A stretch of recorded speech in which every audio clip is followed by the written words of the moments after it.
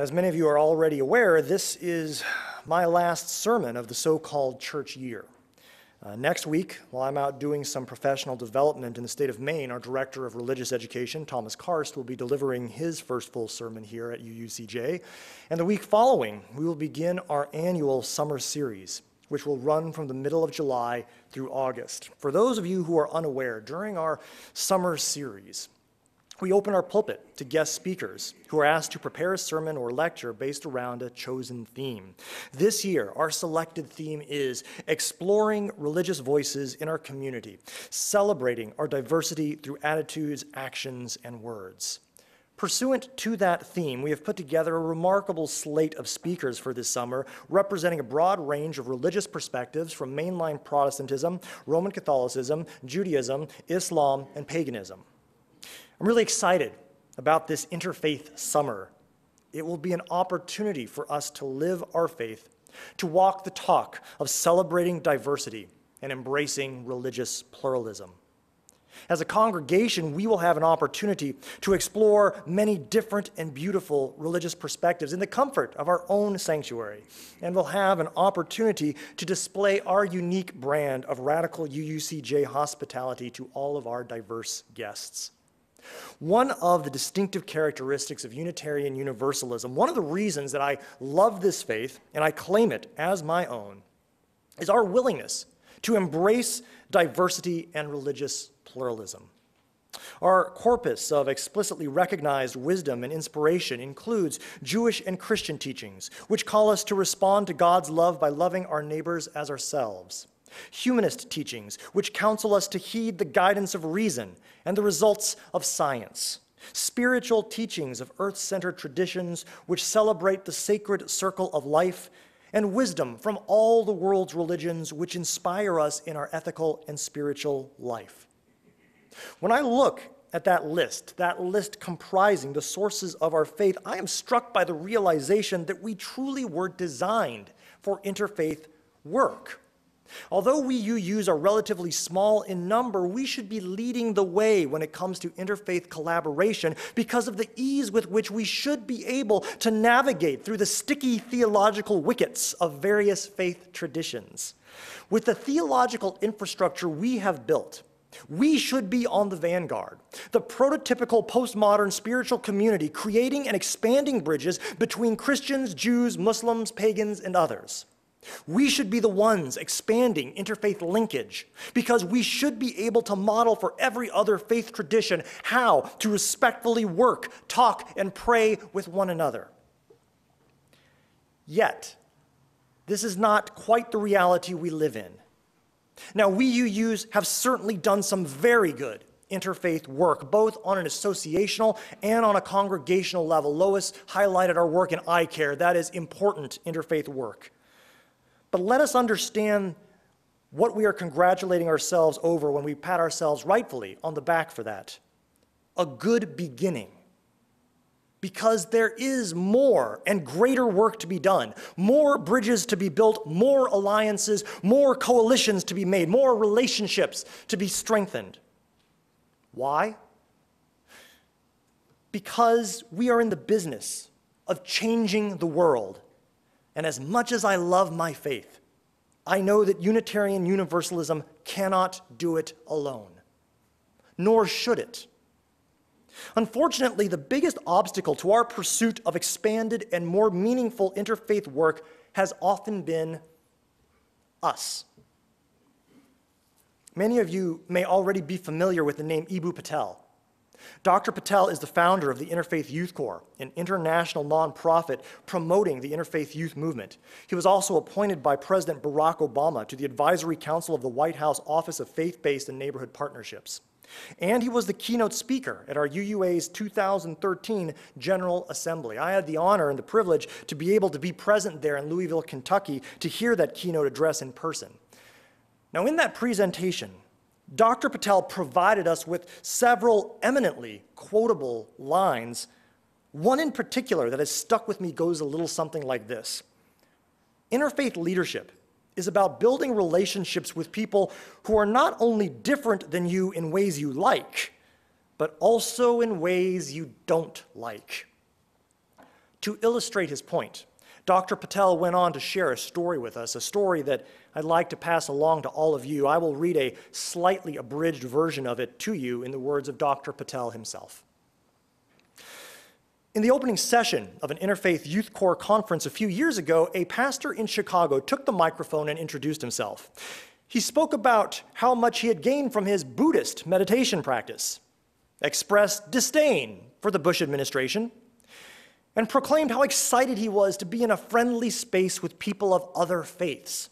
Finally, he noted his frustration that a particular type of Christian was always absent from such gatherings, saying, "There are too many conservative evangelicals who claim the mantle of my faith, who believe that Jesus is the only way, that Christians have the exclusive truth, and who focus their energy on trying to bring others to their view rather than expanding their own spiritual horizons.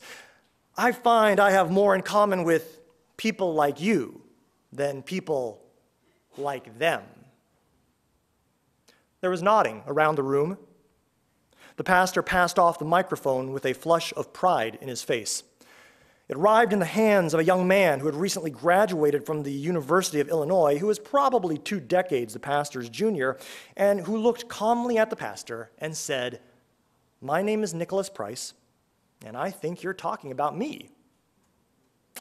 It could have been an ugly moment, except for how Nick handled it. He simply said that he was an evangelical Christian. He majored in religious studies with a concentration in Islam, and believed his faith called upon him to both seek to convert Muslims and also to cooperate with them. While he was deeply committed to the former, he understood that this space was dedicated to the latter, and he was committed to that as well.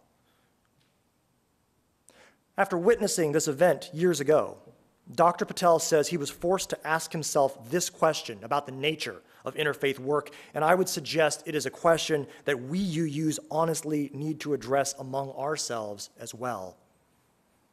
Who ends up being excluded in a movement that trumpets inclusivity, diversity, and relationship building?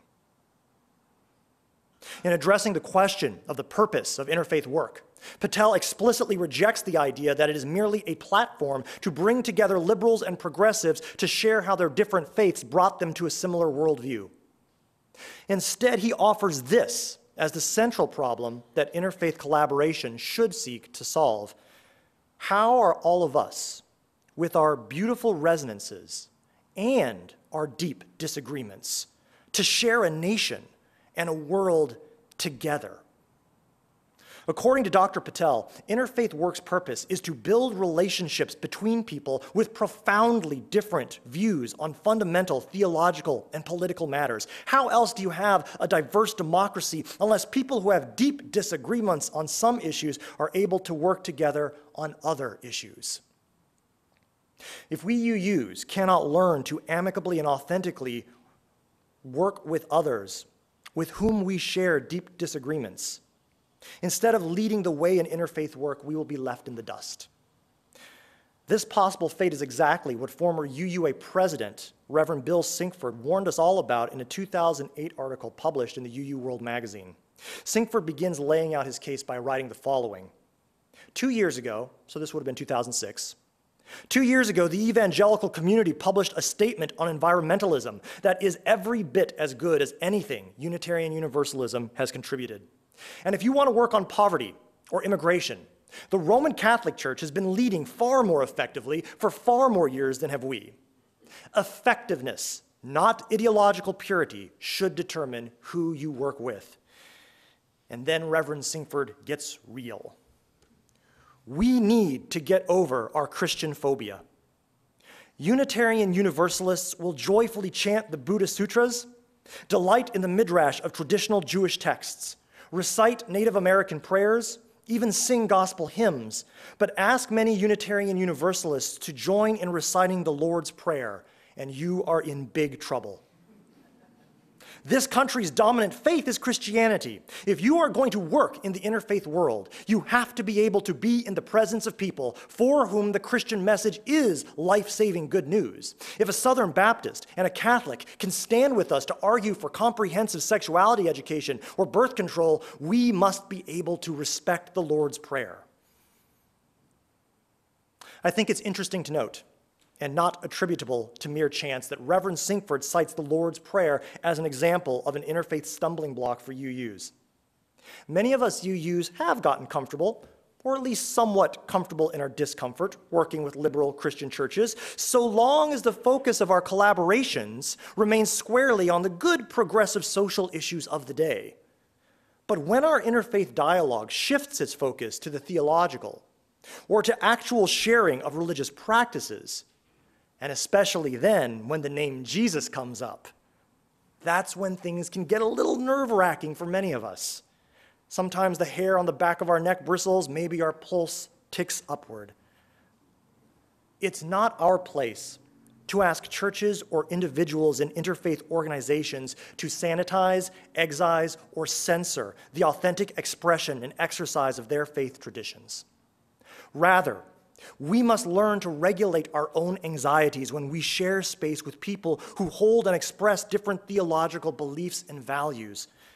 Actually, simply regulating our anxiety while sharing space with practitioners of other religions is just the beginning. More than that, we need to come to a place where we truly seek to understand, not necessarily agree, but simply understand the value and the beauty of religious traditions, beliefs, and practices that are not our own. That is what it means to celebrate diversity, to embrace religious pluralism.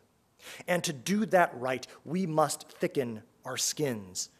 We must assume the best of intentions from everyone we interact with, and we must be slow to take offense. And I do want to take a moment to address this topic in further depth. I know we're running a little short on time, but the spaghetti's probably too hot anyway. I want to take a moment to address this topic in a little further depth. As a quick aside, I'd like to note that a few weeks ago I gave a sermon titled The Tale of Mephibosheth. Some of you might recall that. In that sermon, I called out a certain kind of behavior, namely using fear and hatred of the other as a political wedge for personal gain. Now, I didn't say it explicitly at that time, but in all honesty, you know what? I was critiquing political conservatives. I'll own that. Using the politics of fear is primarily a conservative fault. Not exclusively, but primarily. But now today, to be fair and balanced, which I try to be, I'd like to address what I see as the primary fault of political liberalism. Now, I realize I'm taking my life in my hands here because I'm speaking to a room full of good political liberals, but you know what? We liberals had a pretty good week, so hopefully we're in a good enough space to be able to hear this, so I won't get pelted with tomatoes or hymnals. Among liberals, and I'll say this, especially among younger liberals, young Gen Xers like me and the millennials, among liberals, there's nothing we love to do more than take offense. We can't get enough of being offended, finding things offensive, inventing new ways to be offended, finding reasons to become offended over seemingly benign things, being vicariously offended on behalf of others who don't realize they should be offended too. In the context of liberal faith traditions like our own, I have noted what is, in my opinion, a dangerous trend. There seems to be a growing belief amongst some of us that the speed with which one discovers offense in something, and the depth of offense one takes, and the level of moral outrage one exhibits in reaction to that offense, that these things are direct reflections, direct corollaries of one's piety.